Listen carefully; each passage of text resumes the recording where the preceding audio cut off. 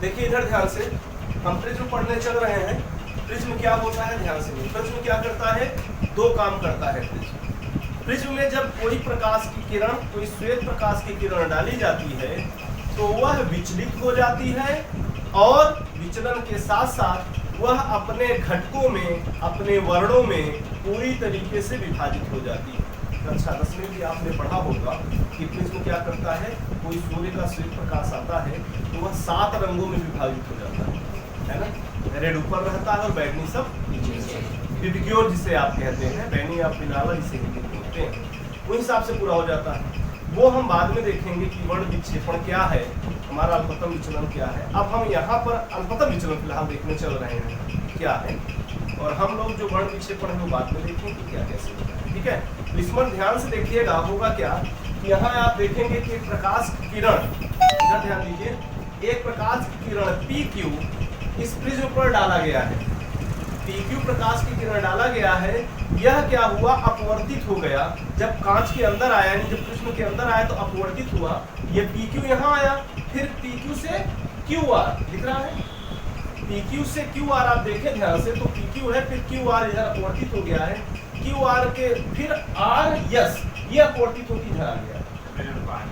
ये प्रिज्म का प्रकाश इधर आया था, उसके बाद यहाँ अंदर अपवर्तित हुआ, फिर ये निर्गत कोण आप बोल सकते हैं, निर्गमन किरण बोल सकते हैं या निर्गत किरण बोल सकते हैं। राइट, हुआ क्या इस स्थिति में आप देखें ध्यान से, तो यह वाला हमारा नॉर्मल है, यानी नॉर्मल मतलब हमारा अभिलंब जिसे आप बोलते हैं। तो जब यह विरल से सघन में आया तो क्या हुआ कि अभिलंब की ओर झुक गया। फिर हुआ क्या कि जब यह निकलने लगा तो हुआ क्या कि यह सघन माध्यम है और यह विरल, तो हुआ क्या कि यहाँ से ये जो है अभिलंब से दूर हट जाएगा, जैसा कि आप पढ़ेंगे। ठीक है, तो प्रकाश की किरण PQ फिर QR फिर RS ऐसे निकल के आगे।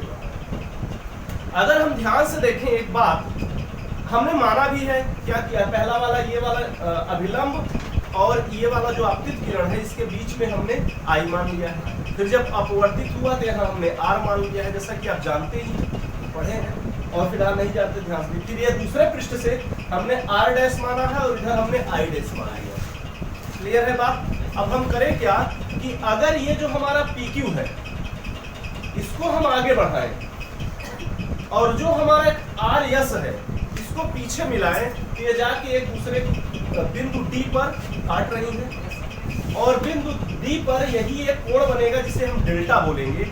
इस डेल्टा को ही हम विचलन कोण कहते हैं कि कितनी विचलित हुई है, विचलन कोण पर। तो ये हमारा विचलन कोण है। अब इस विचलन कोण के बारे में हम ध्यान से देखें, कक्षा 12 में इससे प्रश्न बहुत आते हैं। विचलन कोण के बारे में हम पढ़ते हैं कि विचलन कोण है क्या। अगर विचलन कोण बदलता है, विचलन कोण की एक स्थिति होती है, वो होता कैसे है कि अगर हम ये I जो है हमारा, जिसे हम आपतन कोण कहेंगे, इसको अगर हम बढ़ाएं तो यह अल्पतम विचलन घटने लगता है, यानी अल्पतम विचलन की कोण जो है वो घटने लगता है लगातार। समझ में आई बात? क्या होता है, घटने लगता है। यानी अगर I आपतन कोण को बढ़ाया जाए तो यह जो डेल्टा है यानी विचलन कोण यह घटने लगता है। हम और I को बढ़ा दें और घटेगा, और I को बढ़ा दें और घटेगा। एक स्थिति ऐसी आती है कि अगर यदि उससे ज्यादा I को बढ़ाया आपने, यदि उससे ज्यादा आपतन कोण को बढ़ाया, तो अब ये जो डेल्टा कम हो रहा था अब नहीं कम होगा, बल्कि एक स्थिति के बाद वह भी बढ़ना स्टार्ट हो जाएगा। जब इसको हम वक्र खींचते हैं तो आप देखिए कैसे। तो आपने देखा क्या कि एक मात्र एक ऐसी कंडीशन आती है जबकि डेल्टा जो है सबसे न्यूनतम हो सकता है। ये डेल्टा जो है सबसे न्यूनतम केवल एक स्थिति हो सकती है कि जब होता है, और उसके बाद अगर बढ़ाएंगे तो उससे कम नहीं होगा। वह स्थिति जब यह सबसे छोटा होता है, वह स्थिति जब डेल्टा सबसे छोटा होता है, उसी को हम, वह स्थिति अल्पतम विचलन की स्थिति कही जाती है। क्या कही जाती है? अल्पतम विचलन की स्थिति कही जाती है। उस वक्त ये जो डेल्टा बनता है उसी को हम डेल्टा M कह देते हैं, मिनिमम। यह अल्पतम विचलन की स्थिति में बना हुआ कोण अल्पतम विचलन कोण है। क्लियर है बात? तो अल्पतम विचलन कोण के बारे में समझ लीजिए। ये जब अल्पतम कोण, जब अल्पतम विचलन की स्थिति आती है तो ये बहुत बढ़िया काम होता है। क्या क्या होता है वो ध्यान देना। अल्पतम विचलन की स्थिति में पहला आपने लिखा है कि आपतन कोण I तथा निर्गमन कोण I डैश बराबर होते हैं। ध्यान सुनना, क्या चीजें हैं? आपतन कोण I और ये I डैश, आपतन कोण I और निर्गमन कोण I डैश आपस में बराबर होते हैं।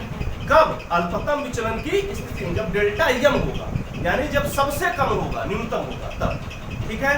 दूसरी स्थिति देखिए क्या है हमारा, प्रिज्म के भीतर अपवर्तित किरण तथा प्रिज्म के आधार के समांतर होती है। प्रिज्म के भीतर अपवर्तित किरण कौन सी है? अपवर्तित किरण QR। क्या है? यही तो अपवर्तित हुई थी ना। ये QR जो है, ये QR जो है इस BC के क्या हो जाती है? समांतर हो जाती है। जैसे ये है वैसे दो स्थितियां प्राप्त हुई। तीसरी स्थिति क्या होती है? प्रिज्म के दोनों अपवर्तक पृष्ठों पर विचलन कोण I माइनस R और I dash minus R dash भी बराबर हो जाते हैं। अब देखिए ध्यान से, हम विचलन कोण की बात करें। शुरू में जो विचलन कोण है ये I माइनस R है। देखिए ध्यान से, ये पूरा देखिए, अगर तुम ध्यान से देखो तो ये I है, तो इधर भी ये पूरा क्या होगा? I होगा। इस I में से R को घटा देंगे तो I माइनस R है।